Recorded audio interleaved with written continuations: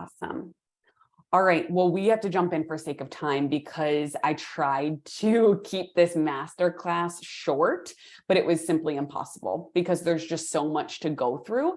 But I just want I want to thank you so much for spending this time with us. We know that your time is precious and we're so happy that you're here.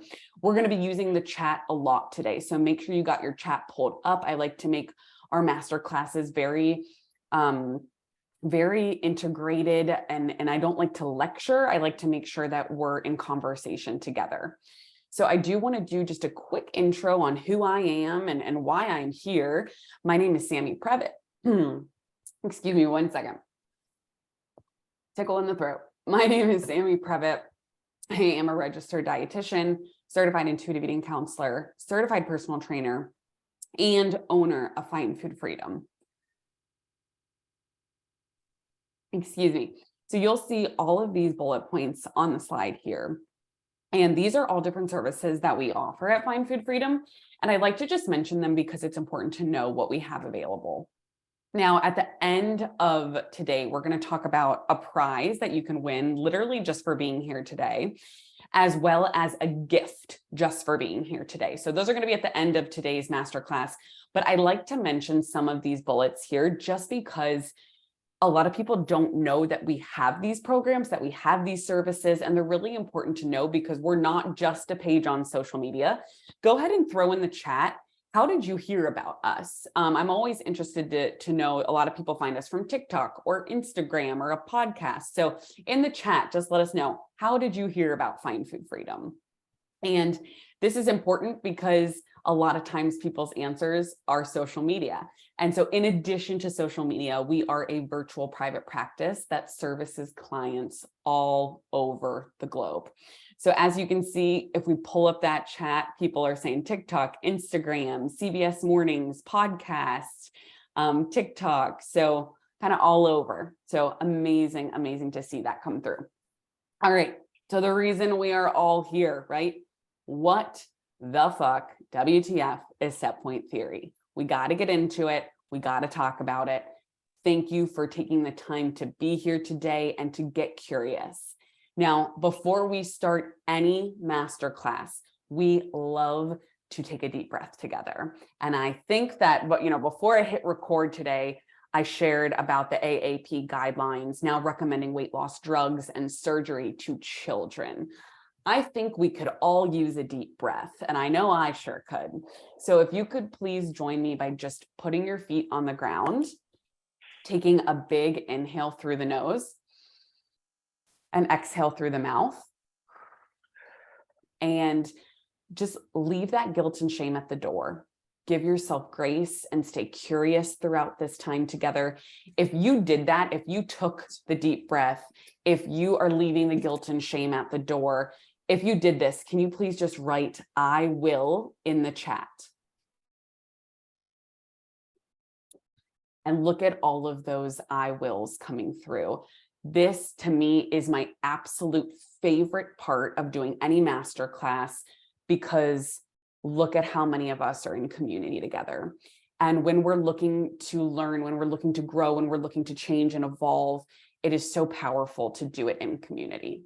So I want you to know that this is a safe space. I want you to know that this is an intimate space, even though there are hundreds of us right now all over the world. I want you to know that this is a safe space to learn and grow together. So although we are going to be talking about weight science today and set point theory, which is so needed, so needed, I want you to share in the chat, how many years have you dieted for? And the reason why we have to start here is because we are all curious about set point theory, because we're looking for another way, right? We have all, if you are a follower of Find Food Freedom, if you've seen our content before, chances are you've been on a diet and you don't want to diet anymore. And you know that dieting doesn't serve you. And so look at these answers coming through in the chat: 20 years, 15 years, 34 years, 20 years, 18 years, 55 years since I was 10. This is not by chance that every single person on this call right now has dieted for what feels like their entire lives. And it is so, so important to recognize this going into today's conversation, because our experience with dieting 100% has an effect on how we view ourselves, how we view other bodies, how we view weight, how we view health. And so it's important to recognize our lens that we're seeing information through. And with that, I want to also just bring up our belief systems, right? When we have dieted for what feels like our entire lives, that is going to shape how we view these two words on this slide right here. So you'll see the word fat and you will see the word thin on the slide. Now, I want to make it very clear that when I'm using these words, fat and thin, these are just neutral descriptors to me. Neither of these holds moral value from my perspective, but we know that through society, that is a very, very different story. So if you could please share for me in the chat, when you see the word fat, what adjectives come to mind? And please know that this is a safe space. There is no judgment, there is no guilt, there is no shame here. We are just sharing what we were taught to believe. So you can see all of these adjectives coming through the chat: unattractive, lazy, unhealthy, gross, right? These are the things that we were taught. I want to make it very, very clear today that what adjectives are coming through in the chat right now, these are not facts. These are beliefs, and these beliefs were taught to us. And so just like we have these biases and these belief systems that work around the word fat, there is also the same thing for the word thin. Again, when I use the word thin right now, I want to make it clear that I'm using that as a neutral descriptor, but that is a different story in our society. So when you see the word thin, or when you hear the word thin, if you could please share in the chat what adjectives come up for you when you hear the word thin, right? Look at everything coming through: attractive, desirable, blessed, healthy, successful, happy, pretty, confident, motivated, perfect, right? So do you see how these things have belief systems attached to them? That is so important, because when we have dieted our entire lives, we have been chasing a smaller body. We have been taught this belief system. And so when we're shifting to intuitive eating, when we're shifting to food freedom, and when we're learning about set point theory, it's really hard because we're looking through this lens. And a big part of intuitive eating and dismantling diet culture is recognizing what our belief systems are and unlearning them and relearning new belief systems, because these are not facts. These are belief systems. They were taught to us, they were ingrained in us, and they are not truth. So we cannot get into set point theory without talking about fat phobia. What is fat phobia? Fat phobia is negative attitudes and stereotypes that surround and are attached to those who reside in larger bodies. It is also an abnormal and irrational fear of being fat, or even being around fat people. And please know, when I use the word fat today, I mean it as a neutral descriptor. I usually use the words reside in larger body, but you'll see that's written in this slide. So I am never meaning a negative connotation when I'm using the word fat. Again, I know that is hard to uncouple when we just shared in the chat all of the negative adjectives that we attach due to belief systems. But why this is important, right, is because when we are talking about set point theory, when we are talking about weight science, we all have internalized fat phobia. Again, it is not, you are not meant to feel judgment or shame for this. This is because of the belief systems that diet culture instills in us.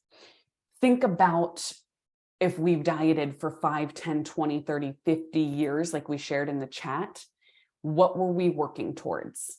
A smaller body, right? We were working towards a smaller body, gaining a smaller body, because we believed that a smaller body was a better body, a healthier body, right? A more loved body, a more attractive body. And so those acts of dieting instill fat phobia in us. We can have this bias and this phobia in us regardless of the size of our body. You could reside in a straight size body, a thin body, or a larger body and still have these phobias. And so a big part of learning about set point theory is recognizing the bias that we all hold. And I would be doing you a disservice if I didn't recognize and acknowledge this before we got into that information. So this right here is a beautiful picture that was drawn up by Vinnie Welsby, who is one of our favorite weight bias consultants that we use at Find Food Freedom. They are a wonderful, wonderful resource. So their Instagram is fierce.fatty, and Anna Crum, one of our dietitians at Find Food Freedom, will be sharing their Instagram account in the chat so you can give them a follow. But I want to show that fat phobia is so much more than just what we think about ourselves.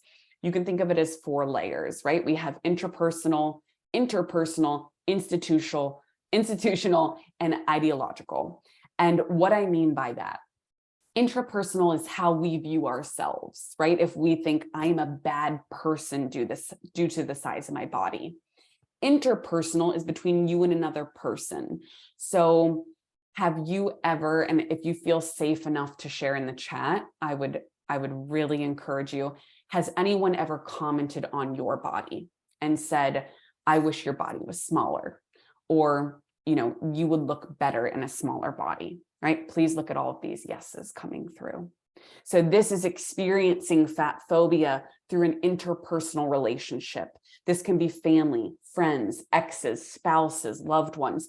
Then we move on to institutional. The easiest example that is so hot right now in the media is the AAP guidelines, right? Medical care, now bringing weight stigma and fat phobia into medical care. These guidelines that are absolute bullshit. That's institutional fat phobia. Then we have ideological. So that's the societal view of thinness being better than fat, right? And so all of these have to be dismantled. But as overwhelming as this may feel to see this pyramid, it is not your job to do all of this. What we need to work on is first the intrapersonal fat phobia, how we view ourselves and how we view bodies. And the way, once we start to do this, our lens starts to change. We start to see the world differently. And so, what the fuck is set point theory, right? That's why we're here. And, you know, sorry to just start off with a bang, but we had to talk about fat phobia before we could get into this. So set point theory was developed by William Bennett and Joel in 1982. And it describes how an individual body is genetically programmed to stay within a certain range. As a person loses and gains weight, their body compensates to get back to that set point. So comment in the chat, have you ever gone on a diet, lost weight, air quotes, plateaued, only to then gain back weight and then more weight? So if you relate to what I said, just in the comments, just say, I relate. So if you have lost weight, plateaued, gained weight, gained back more weight, that is not by chance. I want you to know that there is nothing wrong with your body. This is very conclusive with the research that we see, because your body is always trying to save you, okay? Now, it is estimated through the research that we know that a person's set point range can vary between 10 to 20 pounds. One of the things that can increase this range is yo-yo dieting and dieting history. Now, when I say that, I want to acknowledge that can feel like a slap in the face. That can feel like a gut punch. That can feel like, are you effing kidding me? I've been trying my whole life to shrink my body. And one of the things that I've done is dieted in order to do that. But we know through the research that yo-yo dieting is one of the main factors that increases our set point due to our body trying to save us. So when we look at set point theory, if there's no external interference, our bodies are able to respect this range. But it's this delicate balance of homeostasis, and it only works if we don't try to interfere. Now, what are interferences? Portion sizes, calorie counts, macro ranges, Weight Watchers points, Noom apps, MyFitnessPal, meal plans, restricting, diets. If you've ever done any of the things that I just named in the chat, just say yes. If you've ever been on a diet, right? We can absolutely relate to that.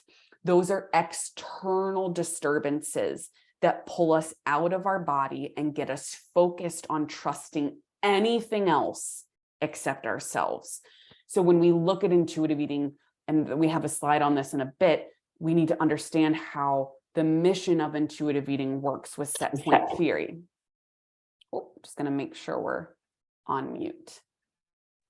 Okay, so here you'll see set point theory factors, right? These are things that affect set point theory. So not only is it dieting history, which we just talked about, hormones are huge.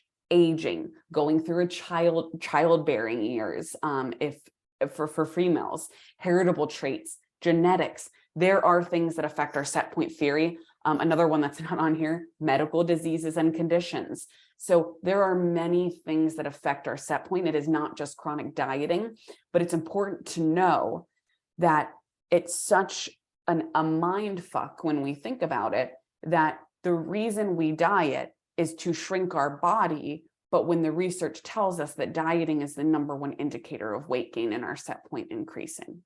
So that is something to, again, we do not need to feel guilt or shame, but if we can recognize that today and get curious about it. So you may be saying, why is there this beautiful island there? Well, I wish we were all on that island together today. But why I have this picture here is because our body doesn't know the difference of if we are starving on a deserted island. Let's say we got stuck on that island. We have no food, we have no shelter, we have no resources. Our body does not know the difference if we're stranded on a deserted island or if we're on a starvation diet, if we're on the keto diet, if we're on the HCG diet, if we're on Noom, if we're tracking our calories and trying to get below 1,200 calories per day, which is the nutritional needs of a 2-year-old. Our body doesn't know the difference. So when our body is not getting enough, the red flags start waving, right? There's these parts of our body that say, no, starvation is happening. We need to slow down that metabolism. We need to conserve. We cannot let go because we don't know what's happening. Remember, our body likes balance. It likes even. So please know, I see a lot of questions coming through the chat. We will get to how do we know our set point range? We are getting there, along with other questions that I really want to encourage you to think about. So there are many, many ways that our body likes to be on our team. And I want you to take a moment right now, and in the chat, I want you to write these words for me, even if you don't believe them. There is nothing wrong with my body. Can you write that in the chat for me right now? There is nothing wrong with my body. I have chills seeing that come through.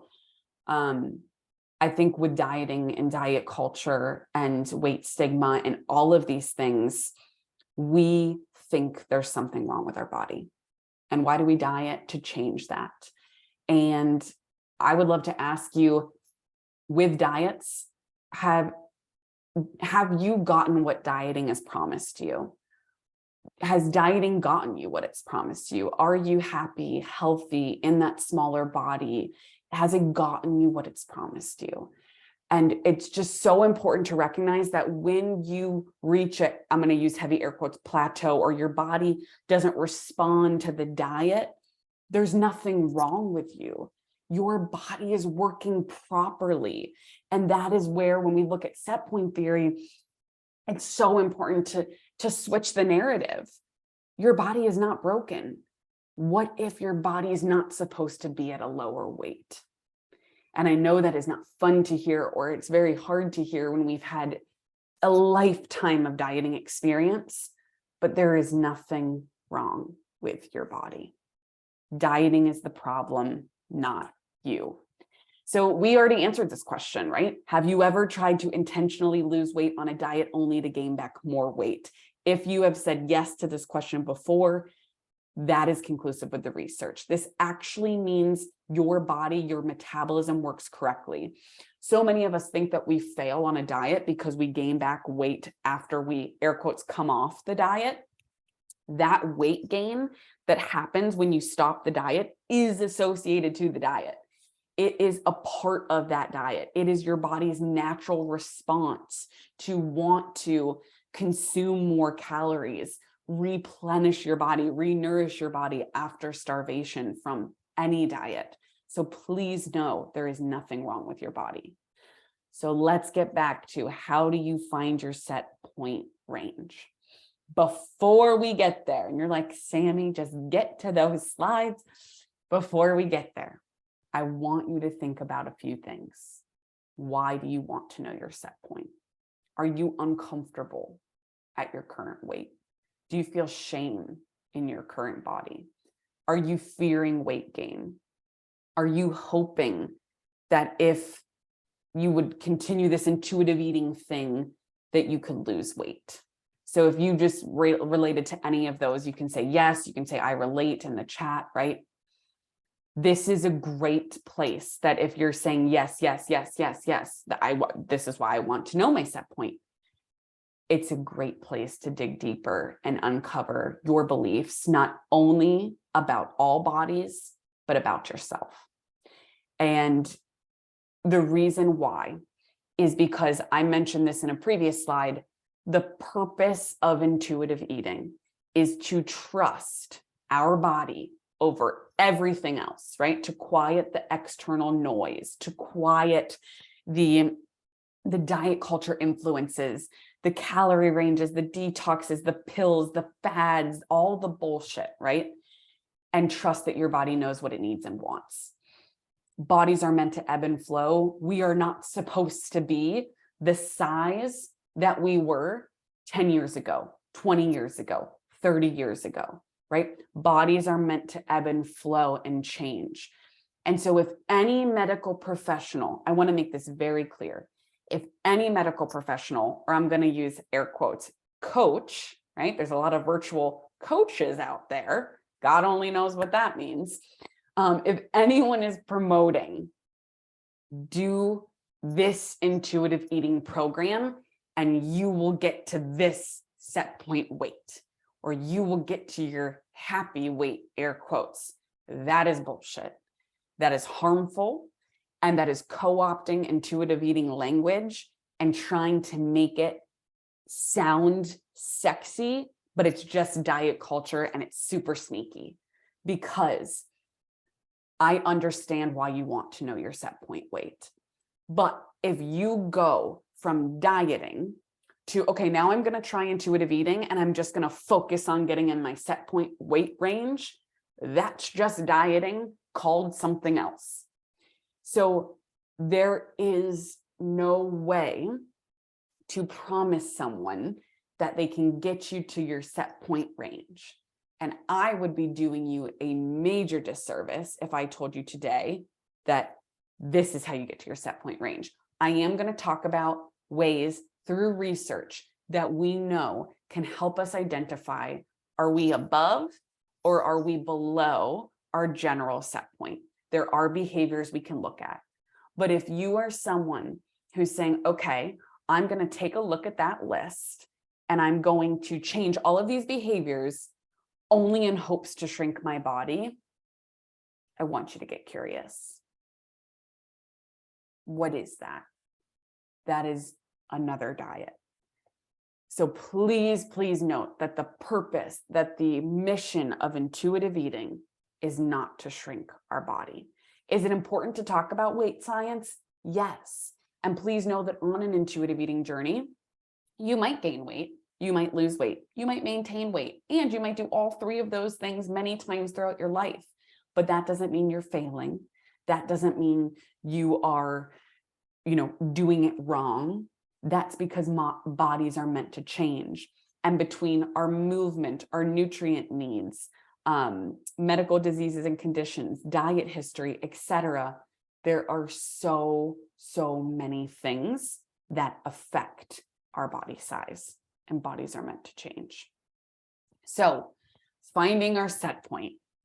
When we look at the research on this, it's funny, some of the terms that are used are listen to your body and eat, air quotes, normal.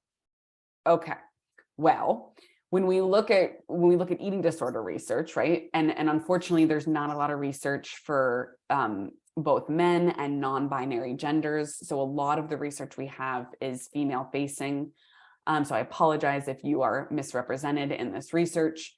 But when we look at this research, we know that 65% of women ages 25 to 45, they show up saying, I have disordered eating behaviors, right? An additional 10% have full-blown eating disorders. So that means 75% of women are not eating, air quotes, normal, right? And I think a client said this to me once. She was like, Sammy, intuitive eating is just eating. And I was like, yeah, you're right. It's just eating. But we live in the society that is normalized these, disordered eating behaviors as air quotes healthy. So let's say tracking our calories obsessively, weighing our food, weighing our body every day, determining what we can and can't eat, packing food and bringing it to social events because we're not, air quotes, allowed to eat at what's a social event, right? Eliminating entire ingredients or entire food groups. If you've ever done any of those things that I just named, in the chat, just say, I've done those. Those are not only signs that lead to disordered eating, but they are glorified in our current world that we live in, right? People will say, oh, good job, you're being so healthy, right? Those are clear signs of disordered eating, and disordered eating is that stepping stone or that gateway to eating disorder. So when we look at set point range, what if it wasn't about focusing on the weight? Because it's not, right? When we look at intuitive eating, we don't focus on weight.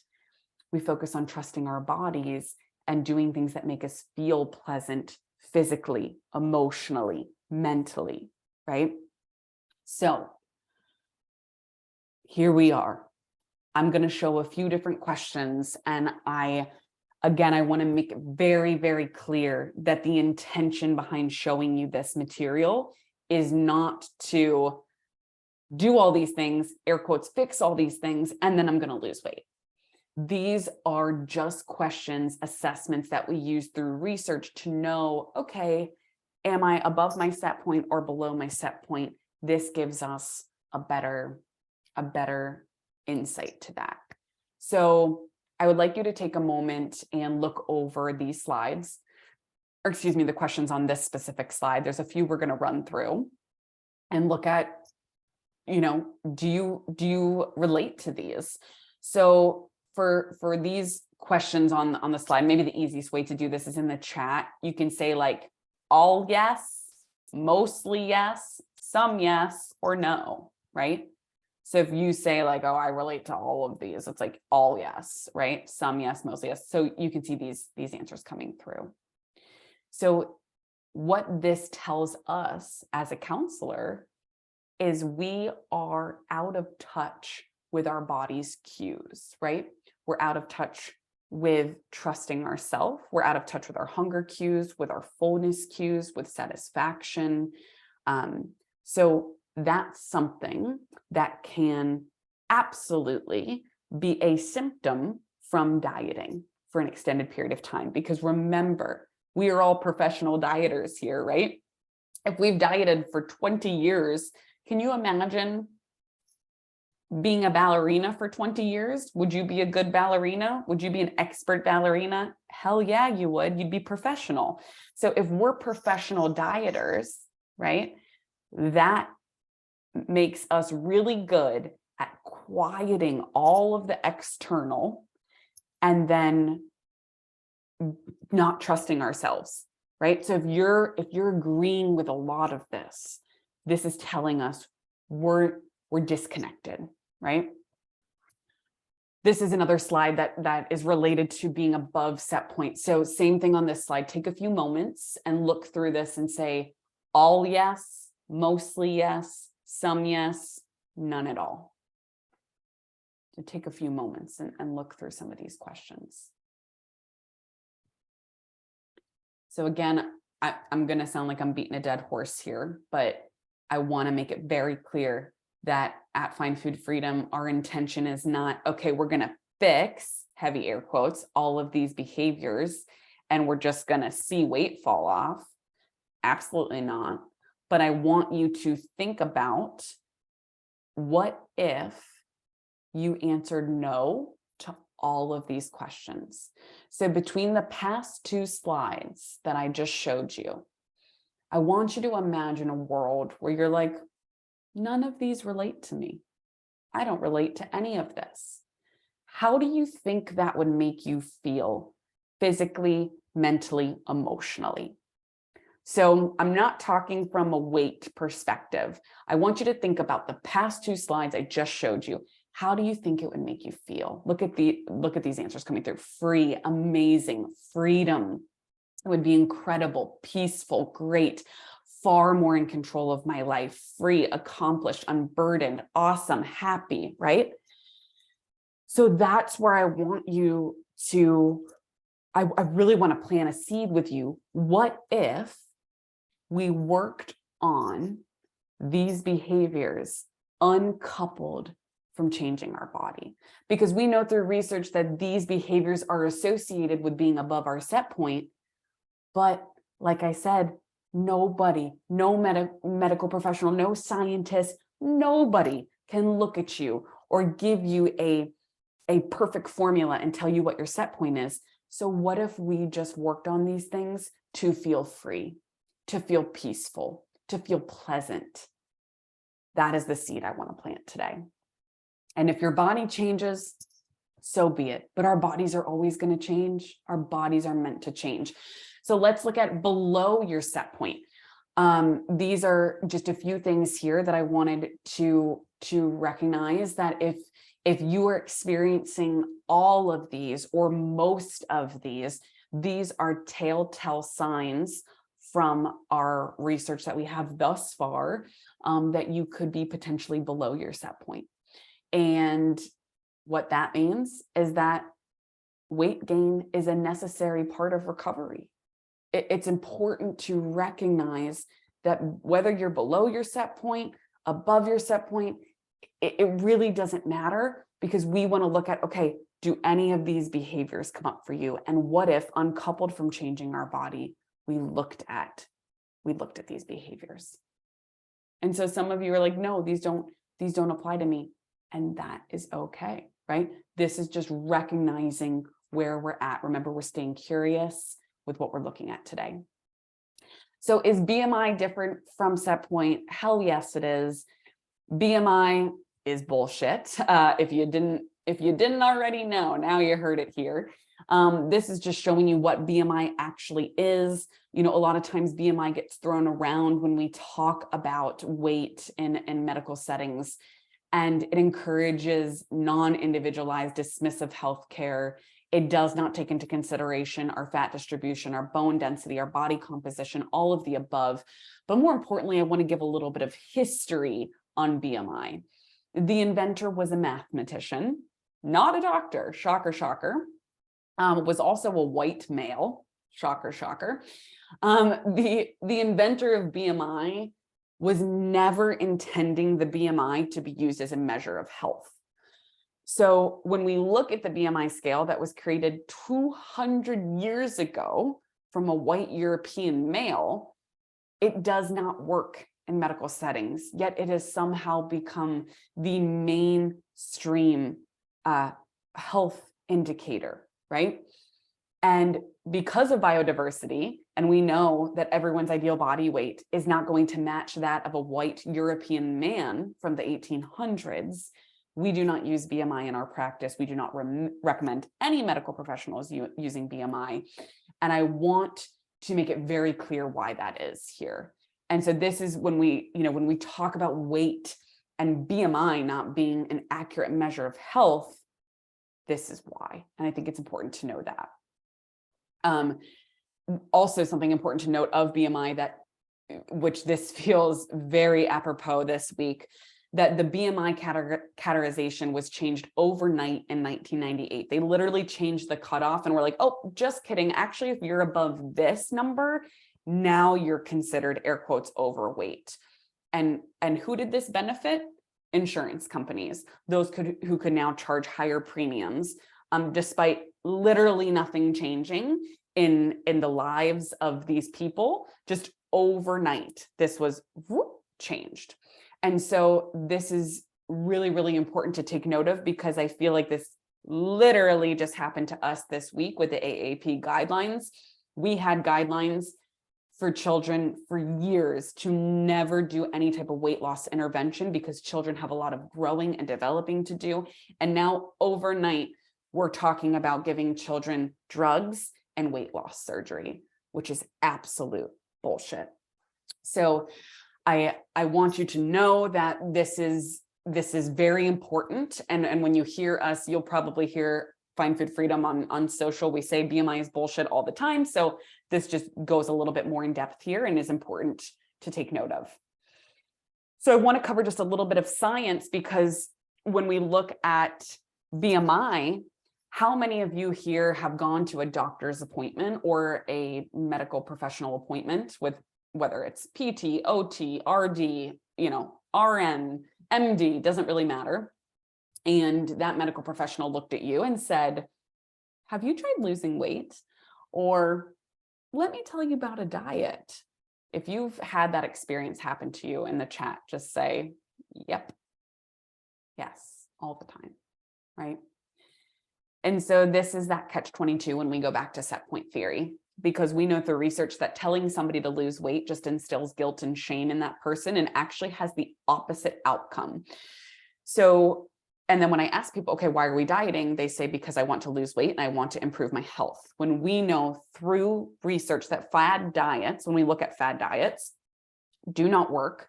They do work in the short term, which makes them appealing, right? If you've ever lost weight on a diet, which we've all been on a diet cycle here, right? So we've lost in a short amount of time. So I'm talking like less than 2 years, lost weight. We started to get that external validation from people saying, oh, whatever you're doing, keep it up. You look so good. You must be so healthy. Keep going, keep going, keep going. That's what fuels that flame, right? But we know that 2/3 of dieters are going to gain back more weight than they originally lost. So this goes back to the conversation we had earlier today about, have you ever gone on a diet, lost weight, then gained back more weight? If so, this is conclusive with the research that we see, again, validating there's nothing wrong with your body. We know this to be true, which then in turn increases that set point range. Dieting is the #1 predictor of weight gain. There are no randomized control trials that show sustained weight loss greater than 2 years for any fad diet. Studies do not control psychological and behavioral implications, AKA eating disorders. So when we talked earlier about some of the disordered eating behaviors that all of us have engaged in, right? Counting calories, seeing food as good or bad, cutting out entire food groups, the amount of psychological and behavioral implications that this has on us is astounding.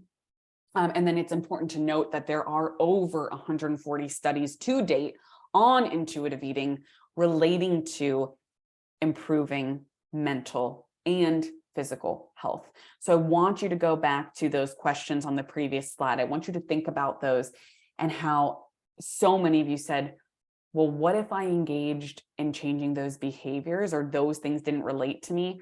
I would feel free. I would feel happiness. I would feel pleasant. Those are the things that we can work on, uncoupled from changing our body. So be it that gives us a little bit of insight about being above our set point. Well, we all are here because we know that dieting hasn't worked for us. So what if we didn't focus on weight? I know how scary that is when we have chased weight our entire life, shrinking our bodies and losing weight, but it hasn't worked up until this point. So what makes us think that next diet is going to be the thing that just changes everything.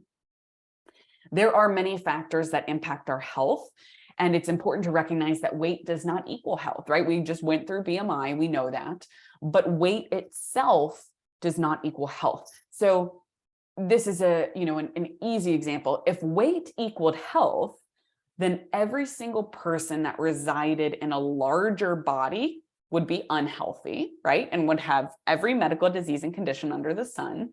And every single person that resided in a smaller body would be, air quotes, healthy and never have medical diseases or conditions. So I would like you to comment in the chat, do you know anybody that resides in a smaller body that is sick, unhealthy, or has a medical disease or condition? Yes or no? Yep. Great. Do you know anybody that resides in a larger body that has, and it could be yourself as well, that has great blood work, clean bill of health, no diseases, no medical conditions? Yes, right? So look at all the yeses coming through the chat. Weight does not equal health. Weight is a data point that can be a part of the conversation, but it does not determine and equate health. And this is where, when we talk about health in an intuitive eating format, we look at the determinants of health that come out of the research with the World Health Organization.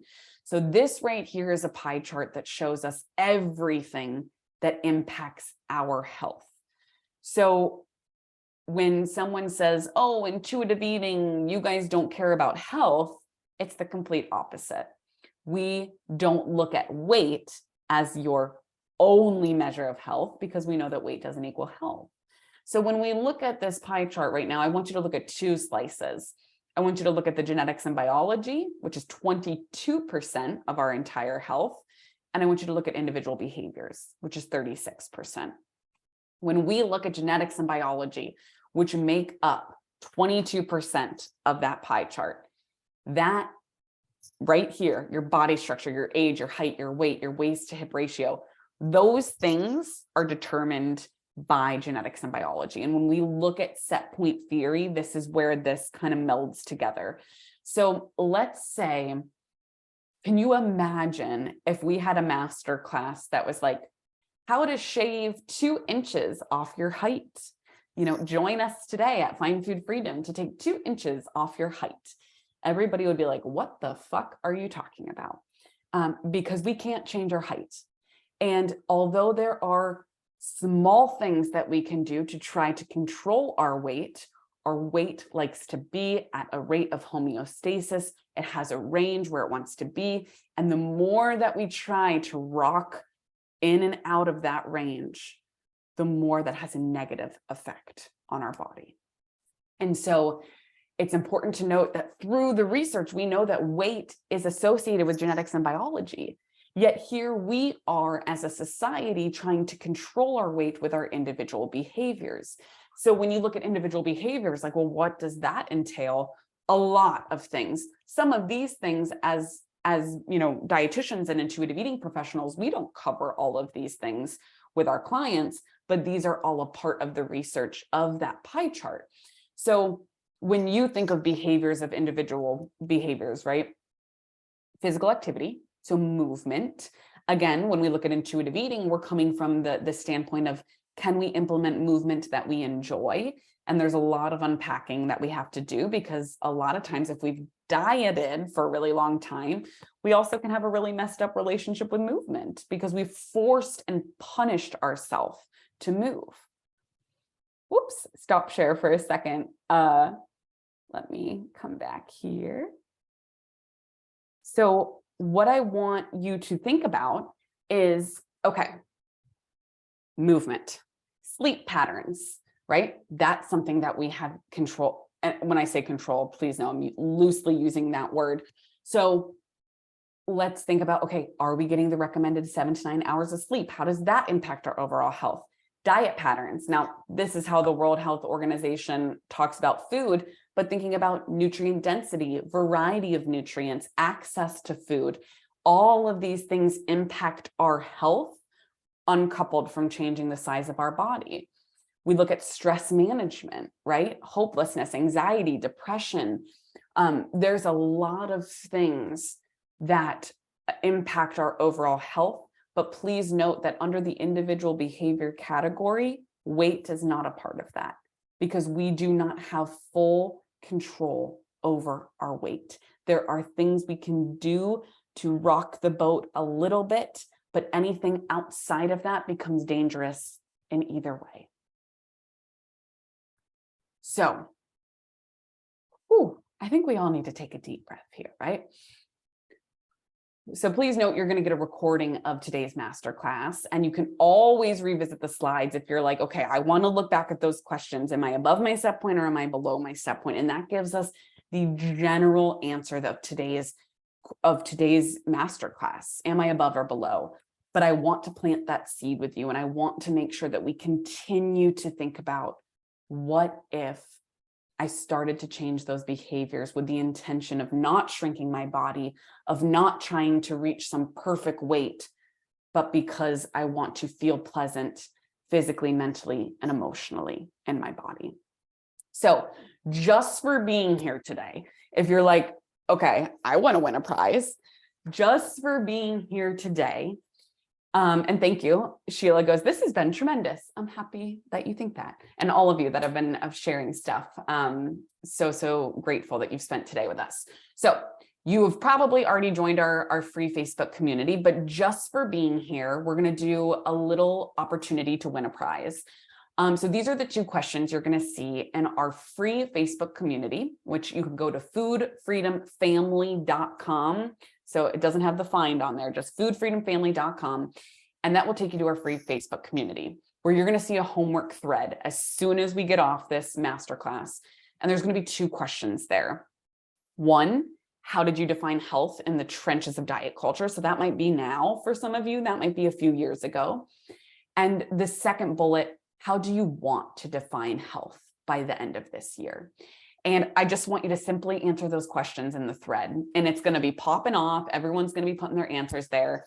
And by tomorrow, I believe by 3 p.m. Eastern Standard Time, we'll be choosing one lucky winner to win $20 Amazon gift card, simply just for sharing your answer. So there's no obligation to do this, but I think this can be a really great way to take the momentum from today and to reframe and say, okay, before this training, this is how I viewed health now, or before this masterclass, right?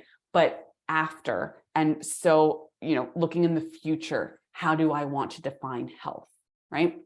So make sure, again, we're going to do that in the Facebook group. You will see a thread as soon as we're done with this training. Now, that is your opportunity for prize. I did promise a gift as well, and I am sticking to my promise. So for those of you who are here, I want to ask you a few questions. So do you feel like today I've been speaking directly to you? Do you feel like you knew in your soul that you were meant to be hearing this conversation? And I think that timing in our world, right, is so perfect sometimes, because you could have heard this message 15 years ago and you'd be like, screw that, I just want to focus on intentional weight loss.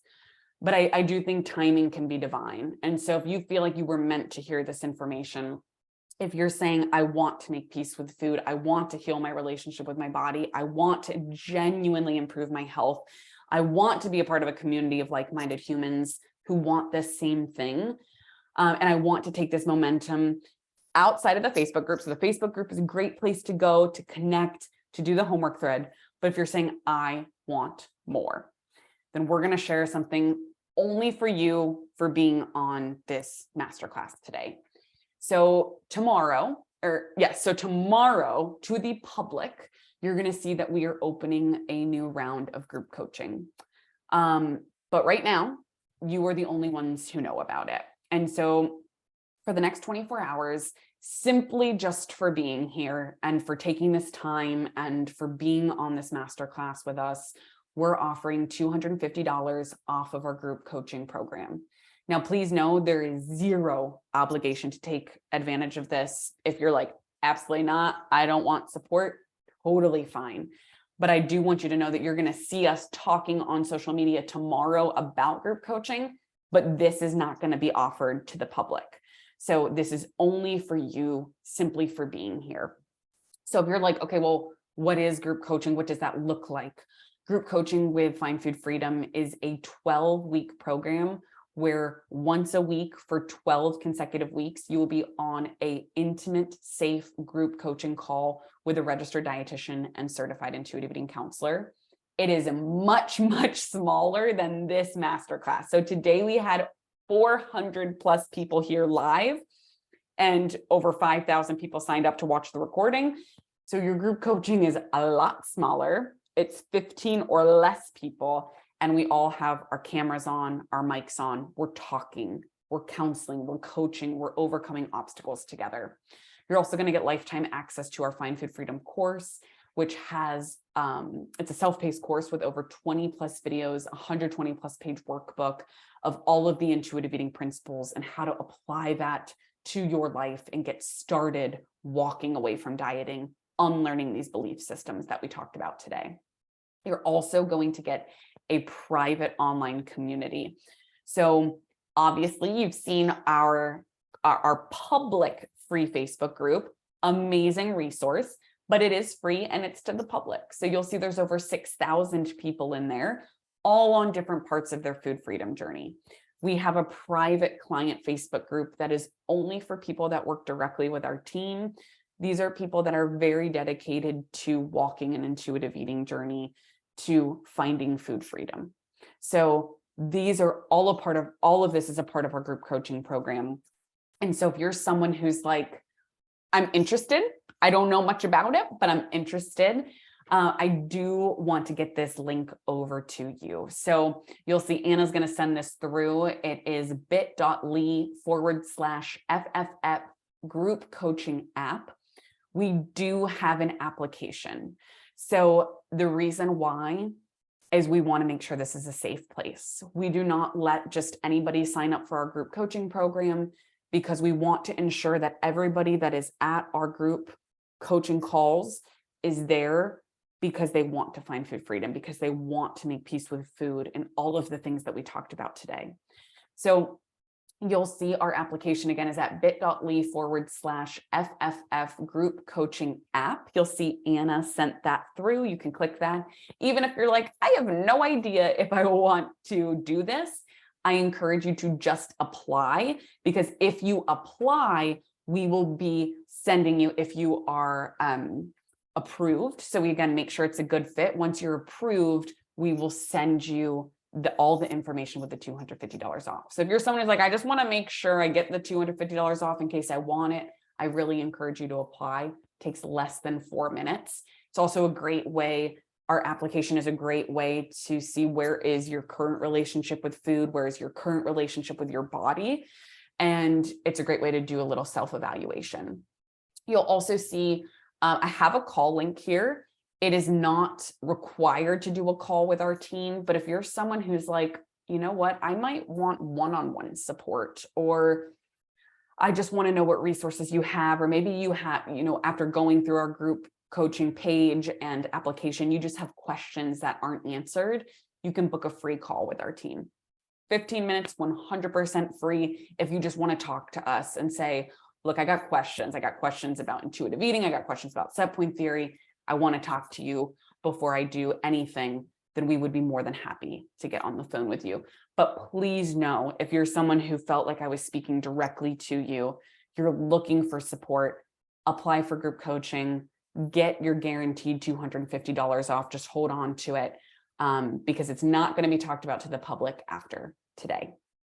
So thank you so much for being here. Want to make sure we had that all muted. I want to make sure that you guys have the links that you need. You see them here. We will be sending out this recording. And I just want to say thank you so much. I know that diet culture is loud right now. It's January, so we're getting inundated with all of the bullshit ads, with all of the diet pills and fads and supplements. But give yourself grace and give yourself credit that you showed up here today and you said, I want to learn a different way. So you're already doing the work. So proud of you. It's been such an honor to connect with you. And we look forward to seeing you again, hopefully, whether it's in our group, whether it's on social media or at our next masterclass, we'll be seeing you again soon. Have a great day, everyone.